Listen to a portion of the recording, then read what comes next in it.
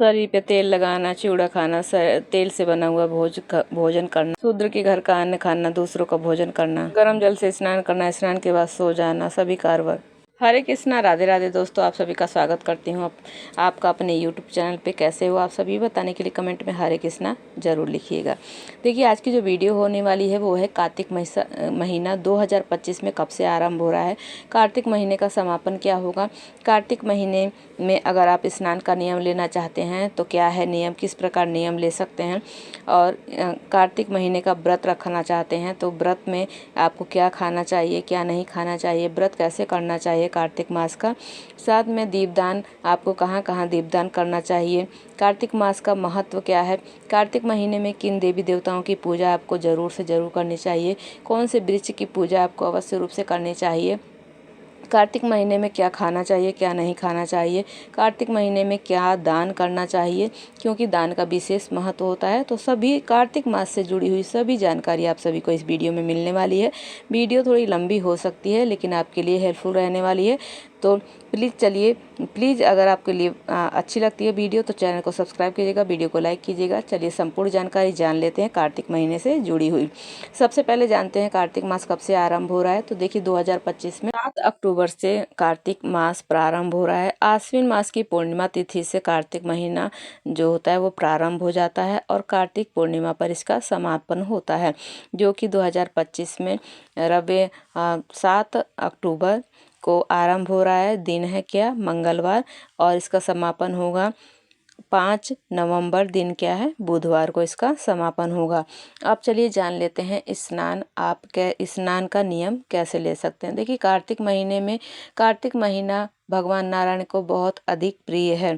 सभी मासों में सबसे प्रिय कार्तिक का महीना भगवान नारायण को प्रिय होता है।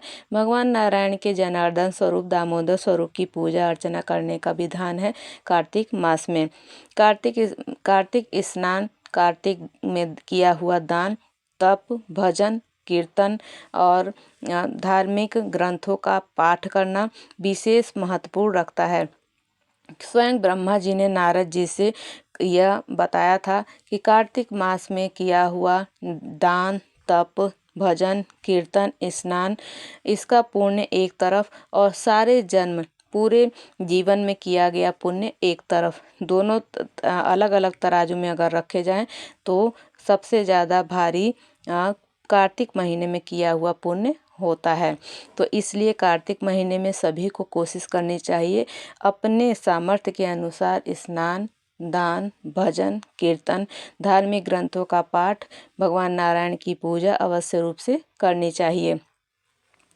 देखिए कार्तिक महीने में माता तुलसी जी की पूजा करने का विधान है, आंवले वृक्ष का पूजन करने का विधान है। अब चलिए जान लेते हैं अगर आप स्नान का नियम लेना चाहते हैं तो कैसे लेना चाहिए। स्नान का नियम लेने से पहले पापन कुशा एकादशी पर आप व्रत करते हैं, अगर आप एकादशी का व्रत करते हैं तब भी, नहीं करते हैं फिर भी, भगवान नारायण से आपको अनुमति लेनी चाहिए। आपको प्रार्थना करनी चाहिए, विनय करने चाहिए कि मैं इस बार कार्तिक स्नान, दान, तप का, चाहे स्नान का, केवल दीपदान का नियम लेना चाहती हूँ।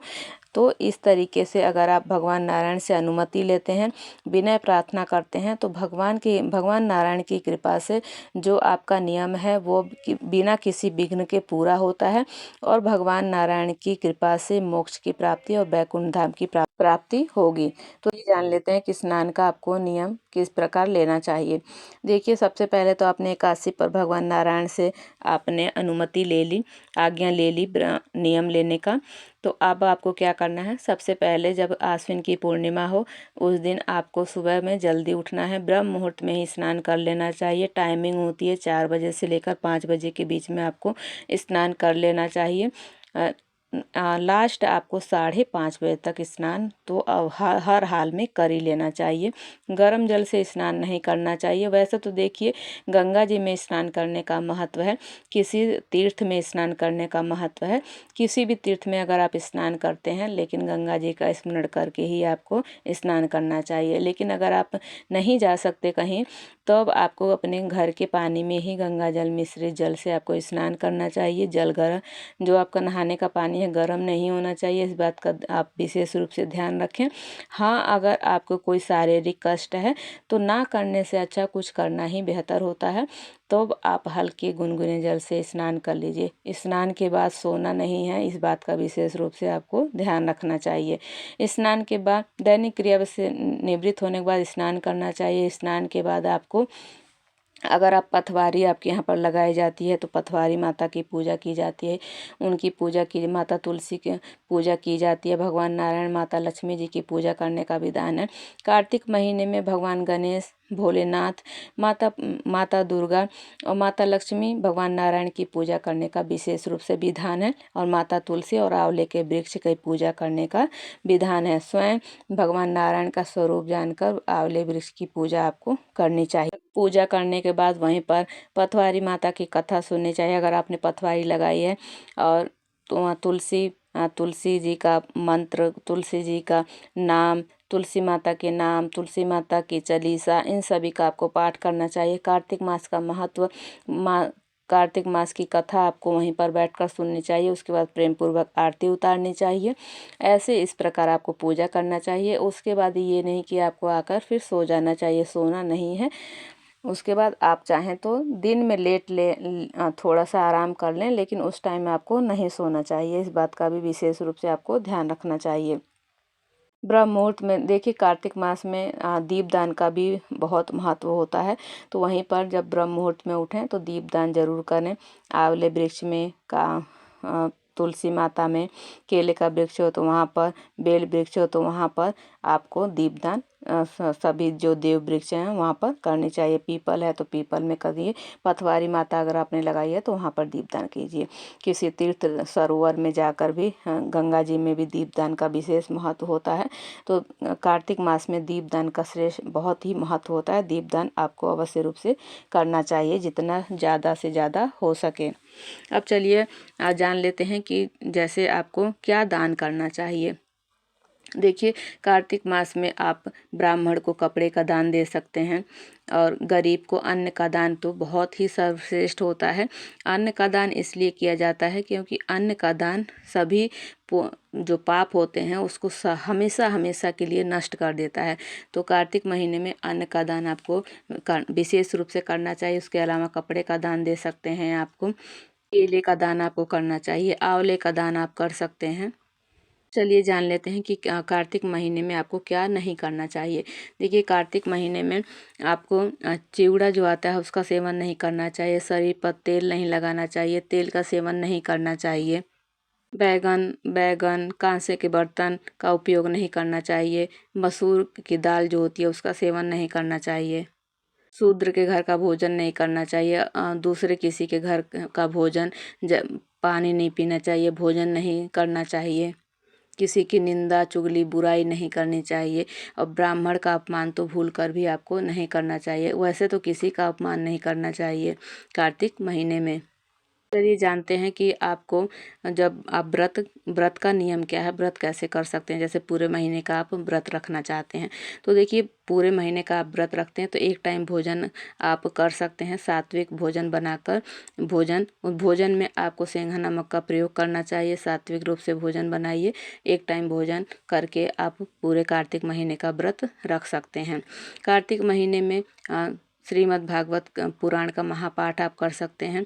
विष्णु सहस्त्र नाम का पाठ करना विशेष फलदायी होता है। गीता का पाठ करना विशेष फलदायी होता है। भगवान नारायण के दामोदर स्वरूप की पूजा अर्चना आपको विशेष रूप से करनी चाहिए। भगवान की लीलाओं का आप पाठ कर सकते हैं। लक्ष्मी जी की पूजा करना मत भूलिएगा। श्री यंत्र अगर आपके यहाँ पर है तो श्री यंत्र की पूजा आपको विशेष रूप से करनी चाहिए। गन्ने के रस से, मीठे रस से स्नान जरूर कराएं। उनका पंचोपचार श्री यंत्र का पूजन करना चाहिए। इससे माता लक्ष्मी प्रसन्न होती हैं और आपके घर में सदैव के लिए वास करती हैं। ये जान लेते हैं कार्तिक मास में आप क्या क्या नियम ले सकते हैं। देखिए, कार्तिक मास के तो बहुत नियम है, लेकिन अब कुछ बता देती हूँ क्योंकि वीडियो ज़्यादा लंबी हो जाती है। देखिए, सबसे पहले तो आप भगवान नारायण को मंजरी युक्त तुलसी समर्पित, डेली तुलसी दल समर्पित करने का नियम ले सकते हैं। दीपदान का नियम ले सकते हैं, स्नान का नियम ले सकते हैं, दान का नियम, डेली दान का नियम ले सकते हैं।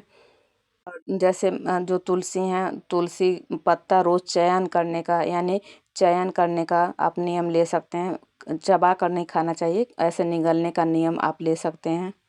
तो तुलसी को सुहाग सामग्री भेंट करने का नियम ले सकते हैं, बिंदी लगाने का नियम ले सकते हैं, सिंदूर लगाने का नियम ले सकते हैं।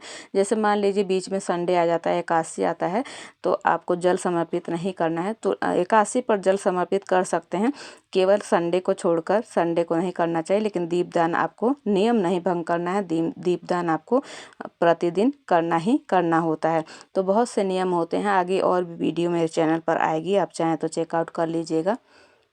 एक रिक्वेस्ट है, अगर प्लीज़ आपके लिए वीडियो हेल्पफुल रहती है तो प्लीज़ चैनल को सब्सक्राइब कीजिएगा, वीडियो को लाइक कीजिएगा और कमेंट में हरे कृष्णा जरूर लिखिएगा। कार्तिक मास में आप डेली तुलसी की काष्ठ का दीपक, भगवान नारायण से दीपक से आरती करने का नियम ले सकते हैं। अगर डेली नहीं कर सकते, कार्तिक महीने में नियम ले सकते हैं, लेकिन विशेष विशेष तिथियों पे, जैसे एकादशी हो गई, पूर्णिमा हो गई, बृहस्पतिवार हो गया, इन दिनों में आप तुलसी की काष्ठ का दीपक से भगवान नारायण की आप आरती जरूर उतारें। इससे बहुत, इसका पुण्य कभी समाप्त नहीं होता है। कार्तिक मास में किए हुए किसी का भी पुण्य समाप्त नहीं होता है। चलिए मिलती हूँ ऐसी ही हेल्पफुल वीडियो के साथ, तब तक के लिए हरे कृष्णा, राधे राधे।